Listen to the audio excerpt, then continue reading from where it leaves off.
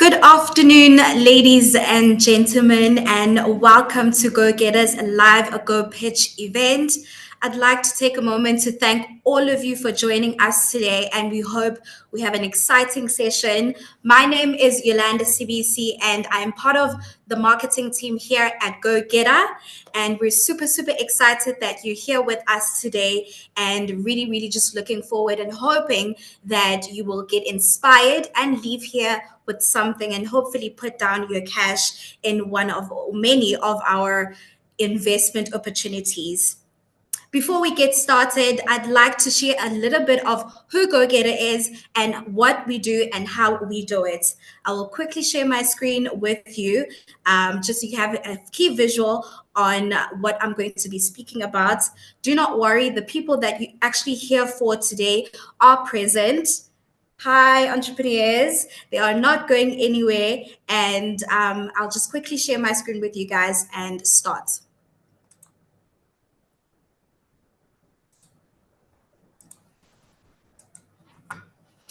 GoGetta, your guide to vetted high growth African investments.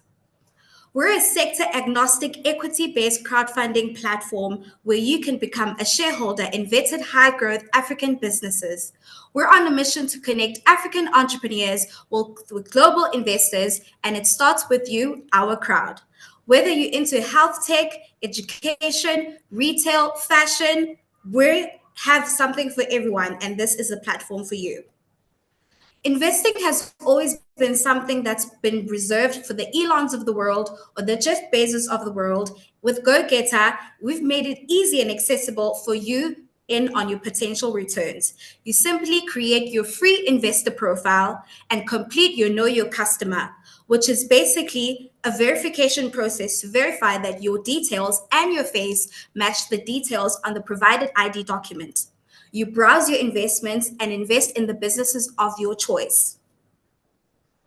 So now you've put down your money. What's next? The things you can surely count on our platform is that we have a digital investor dashboard to keep you up to date with the investments and documents signed upon investing. You will receive your quarterly updates on your portfolio of investments so you can have a written format of how the business is growing. Get regular updates about new investments. We always have an entrepreneur up our sleeve. Why wait 3 years? To allow businesses to operate efficiently and reach sufficient scale without the pressure of early repayment. Your investment needs time to mature as the business expands. At the end of the term, we'll sell your shares and at a market value, returning your initial investment plus any profits. Join a crowd of like-minded investors shaping the future of Africa. Create your investor profile on gogetta.africa today and invest in any of your impactful investment opportunity. I will now hand you over to our facilitator of the day, Mr. Simbiso Zwane, who is our co-founder and director, who will introduce you to GoPitch and our entrepreneurs. We hope you leave the session inspired and confident in your next investment opportunity. Simbiso, you can take us away. Thank you, Yolanda. Thank you for that. Really appreciate. Good afternoon, ladies and gentlemen in the room.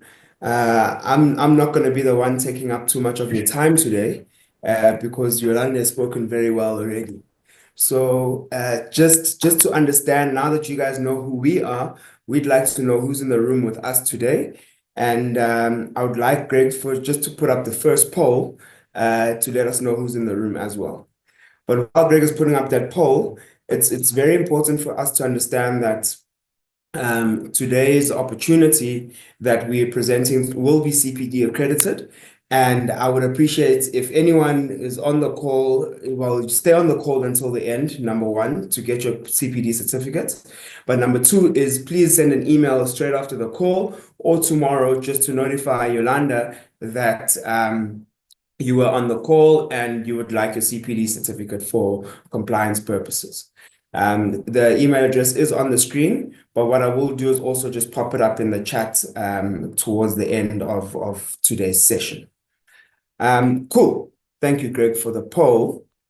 And just another house rule that I would like for everyone to understand in the room is please can we wait? Each pitch will be 7 minutes long, and there will be a Q&A for 3 minutes. Please maybe wait until the end to ask your burning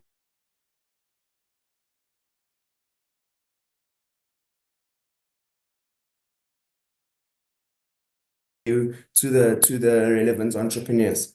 And without further ado, I'd like to welcome the co-founder or founder rather of HealthSpace, Lubabalo Mnyaka, who's going to be telling us about his HealthSpace solution. And let me not take the shine away. Lubabalo, please, when you're ready, you can share your screen and your presentation and take us away. I am Lubabalo Mnyaka. I'm a medical microbiologist by profession. I started AfriMed Healthcare 10 years back. Basically, I saw a gap in the healthcare industry. Very little we know about what goes behind the scenes. That is what doctors go through when they deliver care.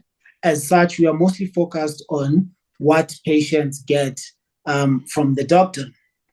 But we don't really know that how much that is influenced, that is the care given, by what the doctor goes through. These are the pain points that doctors are willing to pay for. We've seen high rates of suicide amongst doctors, burnout rates. We've seen them being followed by medical aids, suing them or basically auditing them, asking them to refund millions of monies claimed and failing to actually provide proof of care. Just the government alone is sitting on 77 billion on medical legal claims. They are unable to defend those cases because they don't have proof of care given. But why are doctors finding themselves in this pit? Few factors. One, we have shortage of doctors in South Africa. We're sitting at 0.8 per thousand. We're not producing any new doctors anytime soon. So it means that they are working under pressure. It's normal for a doctor to put a 60-hour week. Two, poor record keeping. You can imagine a busy practice, a doctor that's pushing numbers or in a clinic, and they're still expected to sit down and capture records accordingly. Three, fragmented healthcare systems, whether it's paper-based or it's electronic health records. These systems are not talking to each other. Once again, they're adding issues to making data silos, affecting continuity of care. Medical errors, spending 40% of their time on admin. These are all adding stresses to the doctor in basically affecting the patient at the end. And then it comes back to the doctor. It's the doctor now that has to pay for that. It is them that will be sued. It is them that will lose their licenses. This is why they're willing to pay for this. Just a simple case study. Mr. Mazubuko passes on due to a delayed care. He was admitted, discharged, and then collapsed when they get home. Coming back to the hospital, on arrival, file is missing. While they're trying to recreate everything that had happened prior to the discharge, he unfortunately passes on. There's a case of negligence there. How are they going to prove their side without the documents? We have a solution that has been built over a 10-year period. This was to ensure that it is informed by the users on the ground. It's not just a nice application or solution that's just good, from behind the scenes or from the lab. But this is informed by healthcare professionals themselves. So the solution is focused on creating centralized healthcare information systems, focusing on patient records, ability to access your record anywhere, anytime. So this ensures that the information at the point of care is the most accurate and up-to-date. This improves speed of care, reduces turnaround times, it lowers the cost, the operational cost for the practice.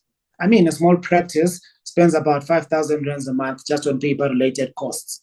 So the solution that you're introducing here is not even touching that expense. It's basically a saving.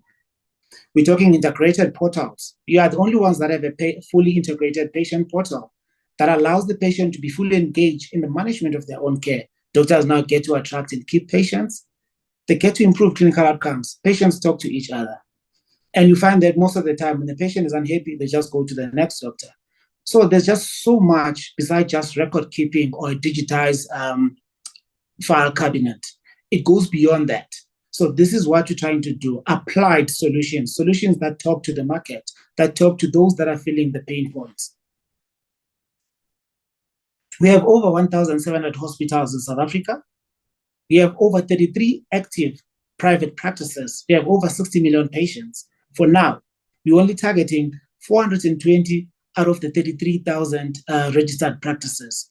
All of them, they need our services. But what about competition? Competition is there, but guess what? Most of our clients are coming from and the systems that have been developed way before us, all saying one thing. Yes, it's great systems, but they're not designed by healthcare professionals. You can tell the flow is not it. As such, we're just using that for medical billing. But for clinical notes, we still keep paper-based records. We have received this validation through so many channels. This is why we've actually taken that much longer to actually launch the solution in 2019. It's simplified hours. Basically, we're looking at simplified data entry. We don't want to turn doctors into administrators. It is important how well structured is the data because it's not usable if it's not well structured. Less manual data entry, practical representation of patient information. These are all things that you can't buy. It takes experience being on the ground. So this is why I always say a solution by healthcare professionals for healthcare professionals. This is why you have clients like the Wits Medical School, Bara, the third biggest hospital in the world. It's because they've seen it all, but they still chose us because only then they could see someone that understands what they're going through. One of them, as they usually say, wow, you are one of us, you know. Already, when we started this journey with GoGetta, we're far below our target, but we're already on target now for the turnover of 12.6 million. This is because we've gotten opportunities to actually get to demo the solution because one of the backlashes that we got was that, another EHR. Until the doctor gets to see what you offer, then you see them smiling that finally, someone that understands our flow. We don't want a system that looks like a game where you have to click, where you have to scroll, etc. We just want a system that works. Using Dr. Mutlaung's words, one of the well-respected ped surgeons in Africa and is one of our clients. So just on this one revenue stream, we are on target for 12.6 million. In January, we're adding more revenue streams that will actually take us to a worst case scenario of 18 million. And as I've said, we have validation, credibility, we have clinical expertise, effortless data entry, scalable solution. And this is the team. We are all clinicians. I'm a medical microbiologist. We have Dr. Mia Hugo, a specialist radiation oncologist, Dr. Pierre Hugo, an anesthesiologist. So basically, the solution is informed first internally, even before we get to take it outside. This is a solution that basically you can trust because we use the very same solution in our own clinical practices. And we are, as I've said that on the previous slide, we are looking for an investment of 10 million rands for market penetration, targeting the 10 specialties in South Africa. And that is just, a drop in the ocean in terms of the addressable market. Thank you. Oh, wonderful. Brilliant. Thank you, Lubabalo, for that. I'd like to open the floor out for questions, if there are any. But while we're waiting for the floor to come up with some questions, I'd like to ask you one. So how much is this 10 million going to grant you? How much runway is this 10 million going to grant you? So this 10 million is going to grant us a lot of runway. One, a big percentage of that goes to market penetration. By market penetration, I mean to target doctors, it doesn't work to visit them at their practices. One, they're busy, and you literally have like 2 minutes to really tell them what you're here for. So we need to be attending medical events. We need to be organizing medical events. Cheapest medical events, just for one person, you're looking at about 30,000 or so. Now, to organize hours, you can imagine the cost. And this is where we have captive audience. This is where, we're not reinventing the wheel. The pharma industry is still stuck on this same method because it works. So basically, the healthcare industry, there's a lot of cash injection that's needed to get the returns. So this is where most of this will be put in. And another part is that we don't have an out-of-the-box solution. We customize our solutions that are informed by the users. That's where the R&D comes in. Okay, brilliant. And how long will this 10 million last you? The 10 million rand, it will last you at least 6 months. 6 months? Yeah. Okay, and then tell me, and how do you make money? We make We don't money really through yeah. subscription. So basically, a practice that has been spending 5,000 rands a month will now spend 1,050 and still getting more than they were getting on that 5,000 a month. We completely cut out paper and we're actually adding more features. We reduce their admin time by 4 to 8 hours, and that's billable hours as well. So they get to see more patients, they get to cut their operations, and they're still protected in terms of risk exposure. Okay, so you're increasing workflow efficiencies within the hospitals, but then how many networks do you have are integrated to date with your platform? We integrated with the top 3 labs, Empath, Lancet, and Pathcare. So that alone allows you to actually reach pathology services through our platform. Unfortunately, Care Connect died on the way, which was the health information exchange platform by Discover, Life, Mediclinic, etc. And this was built actually for all the EHRs to connect through. So now we're actually taking that journey in building that in the back end. So we are well connected, and our system is very interoperable. Any system basically can connect to us. We just need the API documents. Okay, brilliant. I have a question here from Mduduzi, and the question is, what is your annual growth rate, and what is the level of retention for each client that you have? Currently, we're at 300%. Obviously, it's much easier to get that high when you just started because you just have so much room for growth. And so far, we have not lost a single client. By that, I mean, we only have one client that actually left. And then after 8 months, he came back. And we actually offered an opportunity to actually charge more because no one could offer what we do. Really, what is special about us is the flow, the clinical flow that you need experience to understand how to get it right, to really talk to the needs of the doctor. So currently, we don't have any client that has actually written us a letter that they would like to use something else because we customize as per needs and requirements. Okay, thank you, Lubabalo. Thank you. That'll be all for now. The other questions we will address offline or when closer to the end if we have a little bit more time. I'm just being conscious of everyone's time. Thank you, Lubabalo.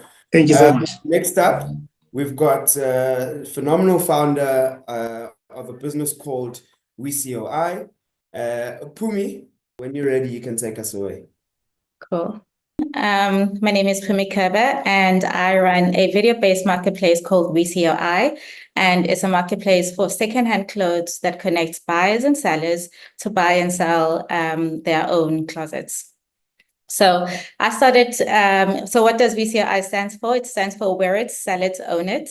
And I started WeCOI out of my own frustrations when it comes to overconsumption of fashion and clothing. And I started it with the single aim of reducing fashion waste through technology. Over the past 3 years, we've gained major insights as to who our market is. We've gained insights as who they are, what they need, and how we can make their lives easier. Global secondhand is currently booming, and with projected growth that make up 10% of fashion by 2025, and secondhand clothing is following suit here in South Africa. The local secondhand market is valued at over $500 million and is growing faster than the global average at around 15%. And this is driven by affordability, conscious consumerism, and the desire for unique pieces. Our journey has also not been linear over the past 3 years. At first, we partnered with varsity students, we partnered with thrift stores, micro-influencers, but they all had 3 things in common: low basket size, quality inconsistencies, as well as they were just simply not converting. Then we shifted our focus to aspirational millennials as well as Gen Z audiences in dense urban areas like Joburg, Cape Town, and Durban. And we found that this market had higher basket sizes, hardly worn clothes, which were in great quality, and a very strong conversion rate. Many in these closets have wardrobes full of clothes that they no longer wear and are running out of space. So we asked them what would make it easier for them to sell or rent out their clothes more frequently. Their answers were clear. They wanted bulk uploads. They wanted quick sales. They want fast payment, convenient shipping, and a visually appealing interface. We switched over to the buyer and asked them what they wanted. And what we learned is they would like a wider selection of brands and sizes, easier communication with sellers, an app that includes video features. Because this is secondhand, they would like to see a much better visual of the garment, fast deliveries, affordable delivery shipping, and better product descriptions from the sellers. WeCI is built to address these needs. Our platform focuses on increasing the ease of upload, boosting the sales speed, improving engagement and retention, and growing our market share, not just within South Africa, but our aim is to go across different parts of Africa and eventually to Europe or other parts of the developed market. We are creating a community where people can safely engage and trade fashion in a fun and sustainable way. To date, we have generated over $27,000 in revenue. We have self-invested 51,000 into the business.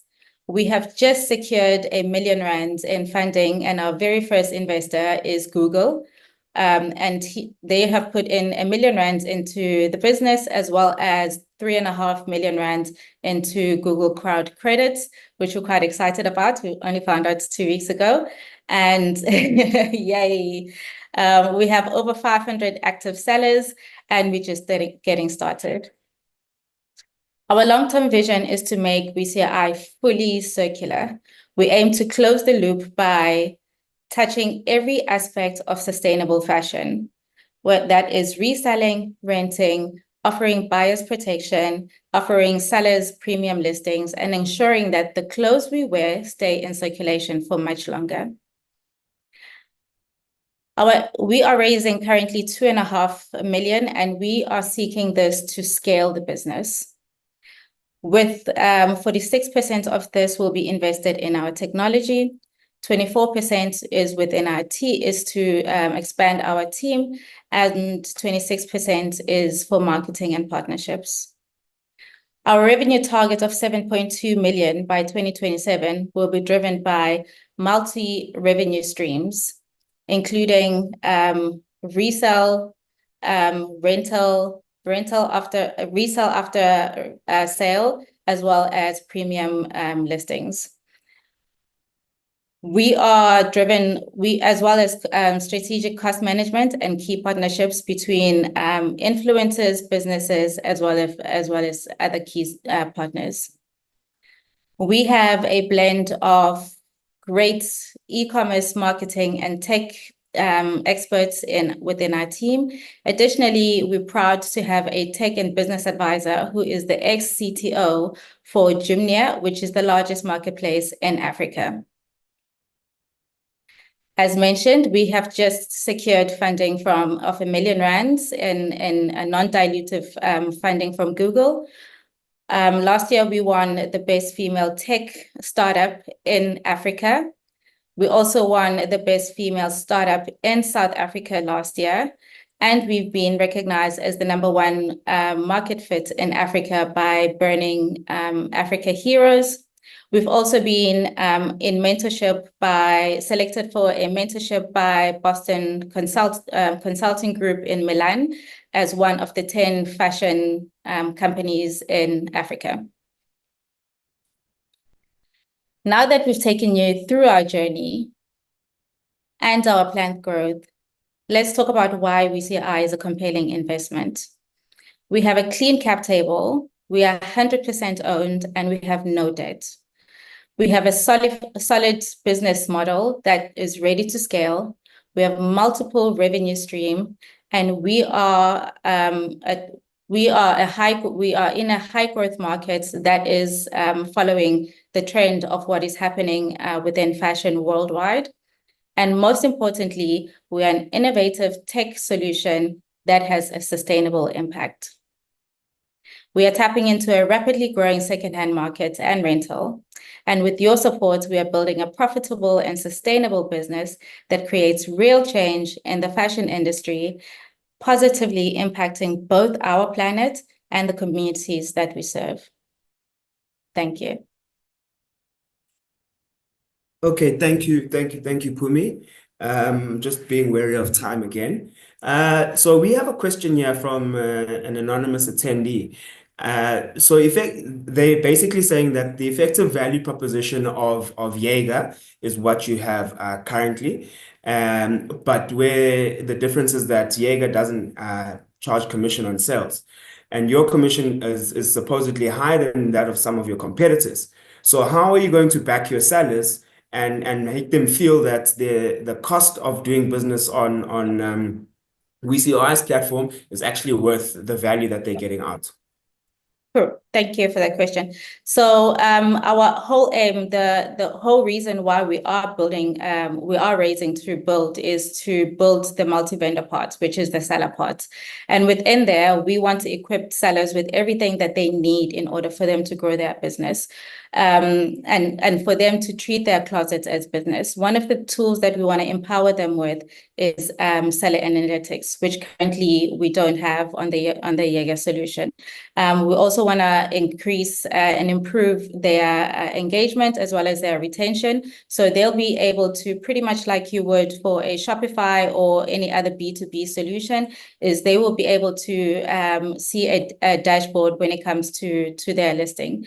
Number two is we realize that Jaeger has got very little barrier to entry, and what that has done is basically reduce their basket size. So we've done some analytics, and they average a basket size which is fairly low. So you would have to move quite a bit of volume in order to make meaningful cash. With WeCRI, we've got traditionally by the business, because of who we are targeting, the basket size is quite high. We're also going to be including a luxury into the business, and that will also help to increase the basket size. And we do have that markets that can afford that basket size. So the aim of what we're trying to give to the sellers is, number one, an analytical tool, as well as ease of communication between them and their sellers. Number two is a platform of trust when it comes to authentication and as well as a basket size volume. Okay, thank you. I think, Greg, please may you just, thank you for that, Pumi. There are a couple of other questions. We will take them offline, or alternatively, we will answer them at the end. Tulile, your question will not go unnoticed, but I think she partly answered the question of how do you overcome your high customer acquisition cost versus your low average order value. Typically, that's what happens in the second-hand clothing marketplaces, such as ThredUp and Depop. But we will answer that a bit later. Greg, please may you just pull up the second poll. Has anyone gone on to create how many of you rather have gone on to create your investor profiles on the GoGetta platform since joining the call? Please just fill this out, and if you haven't and you need some assistance, please reach out to Yolanda or Greg, and they'll be happy to assist you in this regard. Thank you. Then, without further ado, Kirshen, I would like to introduce Kirshen Naidu, who is the founder of a business called Gig Engineer, and Kirshen will be here to tell you all about that. And let's see, and I can't wait to ask some of the questions that are lingering around the room in relation to this project. Kirshen, please take us away. Imagine being able to work from anywhere you want on exciting projects across the world, earning more than a regular 9-to-5 job. This is our vision of the future of engineering work. My name is Kirshen Naidu, and I'm the founder of Gig Engineer, a platform that's redefining the traditional way engineering projects are resourced. We connect businesses with engineering skills on demand improving business agility and efficiency in responding to fluctuating work demands while offering flexible work opportunities for engineers. Some of the characteristics of engineering work is that it is very cyclic in nature and also very project-centric, with many engineering companies wasting up to 50% in overhead costs on unutilized resources during periods of low work demand, which is typically the largest overhead cost. For every 1% drop in the utilization rates, this has a multiplier effect on the bottom line and represents a multi-billion-dollar problem globally. And so engineering work is a perfect fit for a gig model. Our platform not only solves these challenges, but eliminates wastage and provides greater control over resources and overhead costs. In simple, we offer more options when needed with no long-term commitments, pioneering the engineering gig ecosystem. We've designed our platform to be simple and easy to use, where businesses and engineers from any discipline can sign up in just a few clicks with no sign-up fees. Businesses can post jobs on a full-time, fractional, and gig work basis and engage resources as early as the proposal stage. Engineers can manage workloads, generate invoices, and get paid in multiple currencies, all in a simple and easy-to-use interface. Our target market is engineering professionals and companies that operate across the engineering value chain. Engineers can be from any discipline, such as process, mechanical, civil, electrical, software, hardware engineers, and related disciplines. Our goal is to provide access to any resource that a business may require on an engineering project. We're also planning to allow companies to list their unutilized resources directly onto Gig Engineer, effectively closing the resourcing loop. And we think that this will be a game changer in the space. Besides unique features which are tailored for engineering work, we aim to combine high tech with high touch, building trusted relationships with our users as part of an international community of engineering. Other differentiators we have in the pipeline are access to engineering software tools, advanced AI matching, escrow payments with multi-currency digital wallets. We want to provide the infrastructure that makes the transition to becoming a gig engineer as easy as swiping a right on your next exciting project. So why now? Because there's a fundamental shift in the way we work. Professionals are choosing jobs with greater flexibility and work-life balance, and engineering has never been more in demand. The gig economy is growing much faster than the traditional labor force, and this opens up a global talent pool of engineering that is on demand. And Gig Engineer is well positioned to take advantage of these global trends. Our business model is simple and highly scalable. We charge a 10% fee based on the value of projects executed via the platform. We also offer additional services such as fractional engineering and end-to-end recruitment with the intention of automating and monetizing these services through the platform as we grow. Our competitive advantage is rooted in our deep expertise in engineering business processes. This enables us to offer tailored services and platform features that seamlessly integrates with the existing procurement processes of our clients on a global scale. In terms of traction, we've onboarded more than 700 engineers and 40 companies to date with more than 4,000 followers on LinkedIn, which is where our primary target market is. We've achieved close to 1 million rand in revenue with another 1.5 million in current pipeline opportunities with several large multinational engineering companies. We also recently secured first place at the ANZA-TUT Future Tech Challenge held at the SA Innovation Summit in Cape Town last month. And we're in the startup program for Web Summit Qatar being held in February next year, which is one of the largest startup events globally with more than 15,000 attendees. We have a diverse and dynamic international team with extensive experience working across many industries and countries. I'm a process engineer with the MBA and more than 17 years of experience, with others in the team of a similar caliber and background. Combined, we have more than 100 years of industry experience and one amazing team behind us. We're also forming strategic partnerships with other impact-driven organizations, and we think Gig Engineer has a pivotal role to play by promoting aspects such as women in engineering, graduate employment, sustainability, and knowledge transfer at a global level. Our vision is that Gig Engineer will be the engine powering some of the largest engineering companies in the world. We've launched first in South Africa because we have a good understanding of the local market, and we see it as the strategic entry point into Africa and beyond. Our plans for the coming year are to further develop our platform and expand into key engineering markets globally, with our current focus being Southern Africa, the Middle East, and Europe. To do this, we're looking to raise 3 million rand via SafeNote. This will allow us to fast-track our plans to make Gig Engineer a truly global platform and add cutting-edge features with the goal of reaching critical mass and generating sustainable MRRs in the next 12 to 18 months. We've raised 30% of this target already, and we're looking for forward-thinking investors that share our vision to join us on this exciting journey. Thank you. Okay, thank you, Kirshen. Thank you, Kirshen. I have a question here. I have a hand up. So, Lisejo, do you want to go first?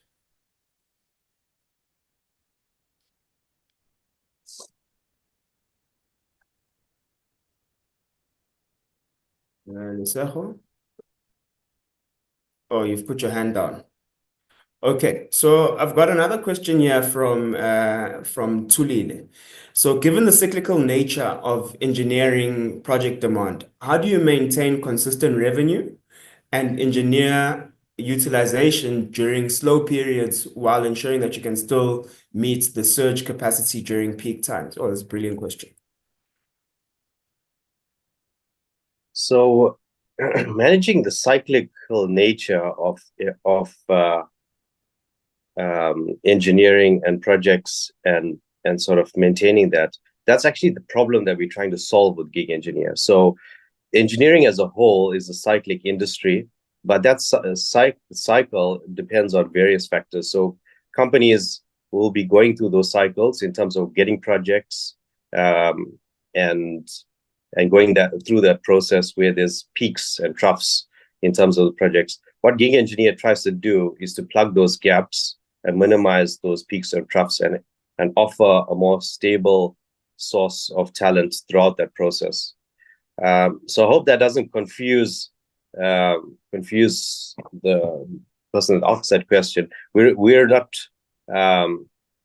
we're not cyclical in terms of the engineering sector that we operate in. We're trying to solve that challenge for companies that operate in that cyclic industry. And then Kirshen, thank you. But where would you say the majority of the engineers that have signed up on your platform, where are they from? Because I understand this is a global platform created by an African entrepreneur. Sure. So the plan is to make it global. We've launched first in South Africa, and we've got more than 700 engineers currently on the platform. About 90% of them are from South Africa. About 10 to 15% are from outside, including various countries in Africa to the US, Europe, Middle East, Asia. And we've been onboarding more international companies onto the platform. We're currently raising capital to develop the platform to be more international in terms of international transactions, multi-currency wallets. That's currently underway, and that's the reason for the raise. Okay, thank you very much.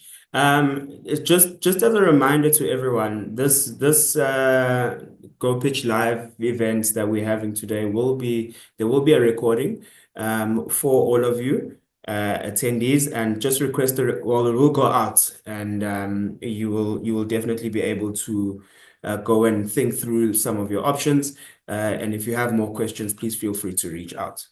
And thank you, Kirshen, once again. Now I'm hearing wedding bells. I'm hearing wedding bells. And without further ado, I'd like to welcome the founder of a business called Plan My Wedding, Chelsea. Please, may you take us away. Hi guys, my name is Chelsea and I'm the founder of Plan My Wedding. Plan My Wedding is Southern Africa's online wedding planning platform and marketplace, allowing couples anywhere in the world to plan their honeymoon or wedding online. We are here to disrupt and digitalize the wedding industry in Southern Africa. The main problems we identified were price, base location, and in the end, we all know it's not easy planning a wedding from across the world. I want to take you into another life for a few short seconds. Imagine yourself as a newly engaged, career-orientated couple living in the UK. You've always had a vision of a destination wedding in Southern Africa, with an abundance of choice from beaches and winelands to safaris and sunsets. But how do you go about starting to trust the suppliers in a place you've never been and making sure it's everything you've ever wanted? Plan My Wedding is a 360-degree digitized wedding platform with a wedding coordinator holding your hand virtually throughout the process, immersing you through virtual reality, viewing your venue and decor like you're really there, ticking off your checklist and budget, and making sure you're a part of the entire process from your computer or phone. Our solution is a single platform that brings together all the different components and solves these problems, adding more value to a couple's life on the go. There were close to 400,000 marriages in South Africa last year, serving a $1.8 billion industry, and the global wedding industry is estimated to be worth around $300 billion annually. To give you an indication to the potential growth in market share, a competitor of ours leading in the US has 80% of couples using their platform of a $55 billion industry and listed on the US stock exchange. After featuring on Mnet Shark Tank, we've engaged with 9,000 suppliers, and we have 3,000 registered suppliers with 420 couples planning their wedding online. Our revenue streams are our e-commerce store, coordination packages, advertising, and taking a percentage on every supplier or product purchased. Since launching, Plan My Wedding has had to learn quickly to navigate into disrupting a very conservative market, and we are focusing on targeting Southern Africa and its increasing diaspora. There is a need to adapt and globalize our industry. Our competitors are either not based in Southern Africa or don't offer localized online tools, and our advantages are being first to market, ease of use, and convenience. Our current customer acquisition is our digital marketing, publications, and PR campaigns. To date, we have done over 172 weddings, and our average GP is averaging around $5,000 per wedding. Considering all our business has been organic and word of mouth, this has proved that the concept is there and needed, and it's a viable business model. We now need to scale and ramp up our sales through a serious marketing strategy. Having personally been in the industry for 12 years, it has taught me the lessons of how to navigate business as a whole. I have grown this business slowly, consecutively, and sustainably, investing all our profits into growing the digital business with a small team. We know this is a huge opportunity. We will need your investment to enhance our platform features, upgrade the tech to a commission-based product, allowing us to achieve our goal of 50,000 registered credible suppliers in Southern Africa. Build our team backed by an aggressive marketing strategy, and this will put us at the forefront of the market, ensuring a bigger basket value, dominating and disrupting the Southern African wedding industry. I'll now open the floor to any questions. Short, sweet, and to the point. Thank you, Chelsea. Thank you, Chelsea.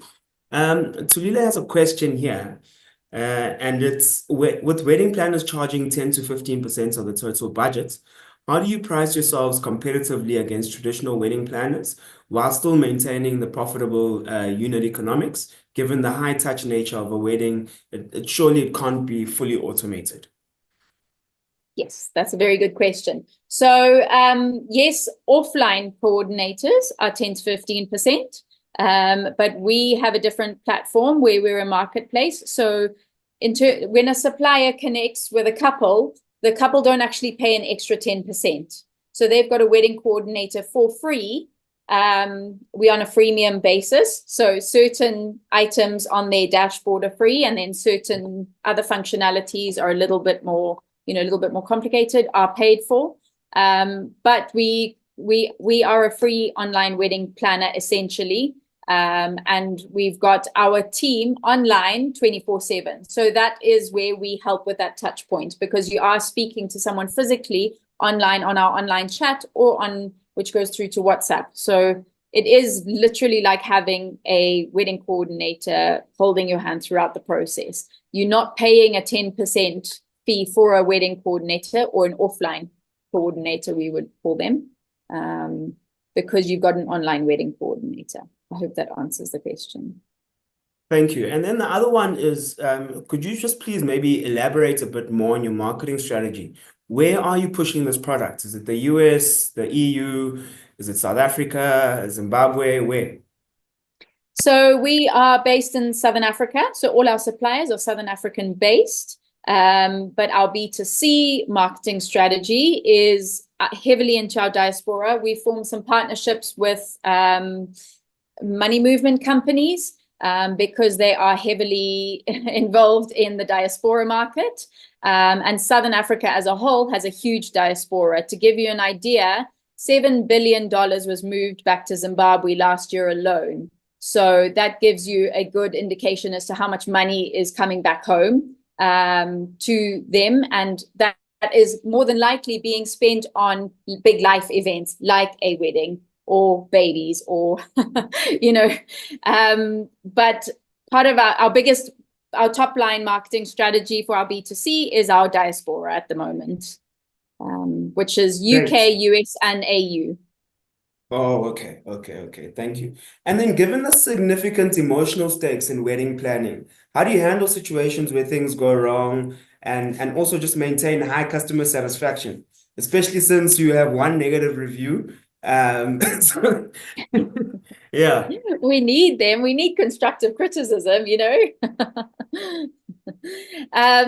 So we have a very strong policy in terms of our contracts with our suppliers. We obviously have personally vetted all our suppliers. We can't control what happens out in the marketplace, and that's made very clear to our suppliers, but we do help them through that process to make sure that they don't have any scary moments. With our offline wedding coordination, that I know 100% we do not have one bad review on. So, yeah, that I can vouch for. And then I've just got one more question before we move on to the final entrepreneur of the evening is, do you guys have any plans to tap into the local cultural factors, like traditional attire and ceremonial products? Yes, we already are. We have, we are already. We've got, if you go onto our online shop.planmywedding.com, and you can have a look there. Very much, we multicultural, multinational. Okay, brilliant. Thank you so much, Chelsea. There's a few more questions that are coming through, but I think we'll give Kevin a chance. And then we'll come back afterwards. But thank you, Chelsea. Okay, so right now we've got the final entrepreneur of the afternoon coming your way. Kevin Cousins is the general manager of FraudCheck, and he's going to be taking us away and taking us through what is FraudCheck and what they do. Thank you, Kevin. Over to you. Thank you, Ste. Good afternoon, investors, fellow entrepreneurs, and special guests. It's a pleasure to be here with you and looking forward to telling you a little about a business called FraudCheck. So we're off to a great start. We've had a record-breaking revenue month for November, the highest revenue month in 10 years, in 120 months. So we're very proud of the team, and it's a groundbreaking season for us as a business. Oops. Slide control.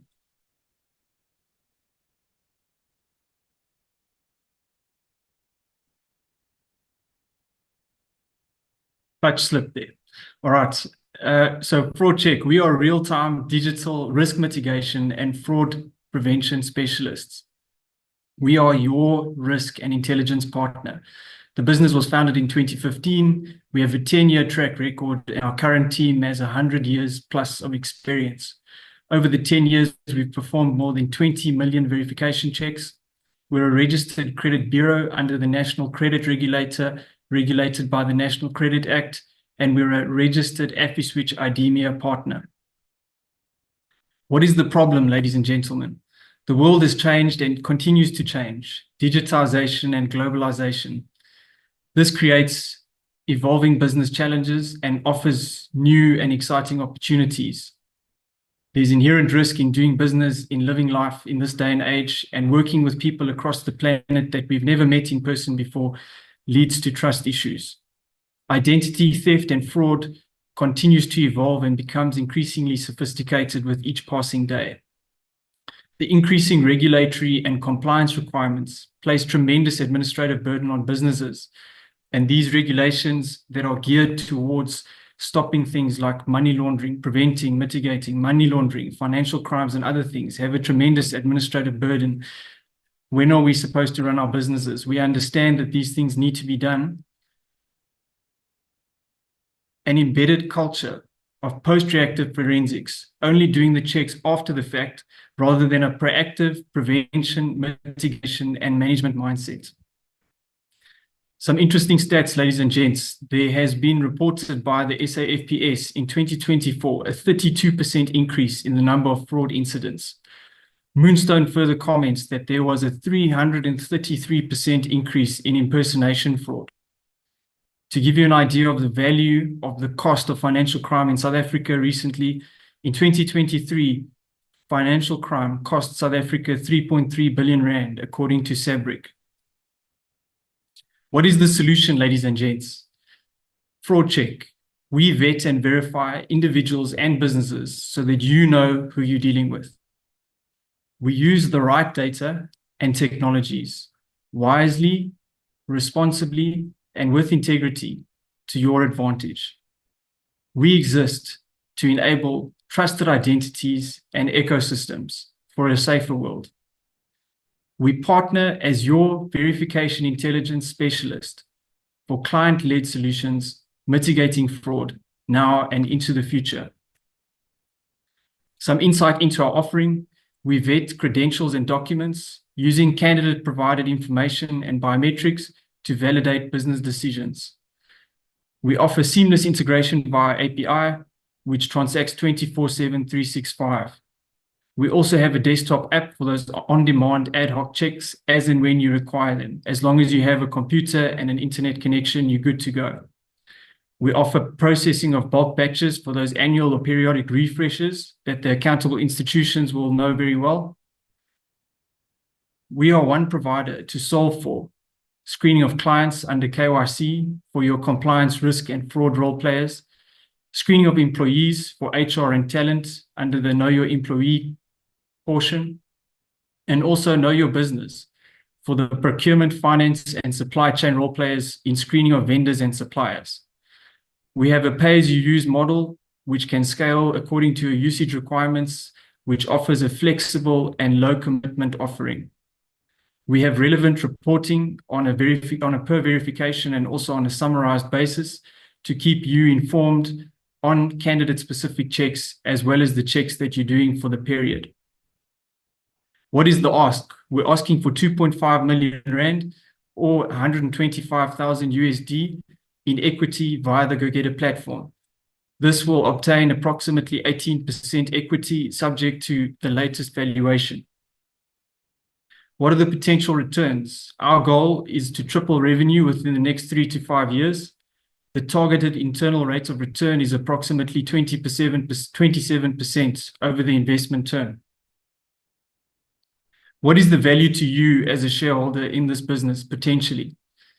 Every business and organization across public, private, and non-profit sectors has a responsibility to vet and verify employees, clients, and suppliers, regulated or not.